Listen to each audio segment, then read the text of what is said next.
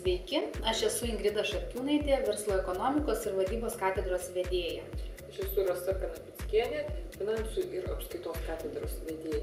Šiandien mes norėtume pristatyti naują programą Ekonomika ir vadyba. Šią programą pradėjome kurti jau prieš 4 metus. Tai yra, pirmiausia, išanalizavom užsienio universitetų patirtį ir pastebėjome, kad studijos, kurios apima ekonomiką ir kartu vadybą, yra labai populiarios. Jau pasiekėm tokį lygį universitete ir mūsų fakultete, kad kalbėdami apie vadybą, kalbėdami apie ekonomiką, mes bandom vis dėlto tą teoriją pritaikyti ir mokinti, praktiškai pritaikyti studentus. Mūsų programa ir yra skirta tam, kad vis dėlto išmokinti ne tik tai vadovėlinių tiesų, bet pamokinti studentus, pamokinti jaunus žmonės, kaip tą teoriją taikyti praktiškai. O to mes ir stengiamės siekti. Aš manau, kad tai yra kilnus tikslas. Vienas iš pagrindinių privalumų yra, kad studentai nuo 3 kurso jau gali rinktis vadybos ir verslo gretutinę kryptį, kurioje specializuojasi 4 kryptyse. Tai finansai ir apskaita, verslo ir viešojo sektoriaus vadyba, žmogiško ir socialinio kapitalo vadyba, marketingo ir rinkų konkurencija. Aš esu labai patenkinta studijomis šiame fakultete, nes paskaitų metu mes įgijom ne tik teorinių žinių, bet ir praktinių.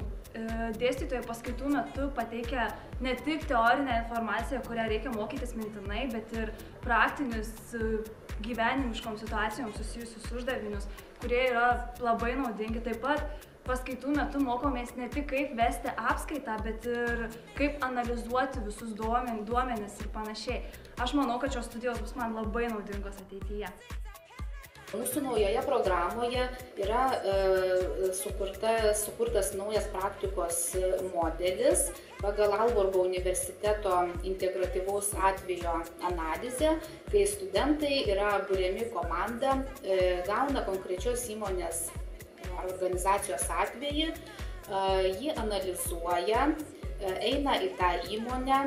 Ir toks atvejis, būtent tokia forma, sakyčiau, yra pati įdomiausia studentui, labiausiai jį įtraukianti, duodanti daugiausiai pagalvoti ir daugiausiai atsakomybės už tą rezultatą, kokį tu padarysi. Ir man atrodo, kad pačiom studentėm irgi buvo daug įdomiau negu daryti paprastą praktikos ataskaitą. Entuziastingi veidai ir šypsenos rodė jų pritarimą tokiai formai praktikos. Baigus įgyjamas dvigubas diplomas. Tai yra ekonomisto pagrindinės studijų diplomas ir vadybos ir verslo gretutinių studijų diplomas.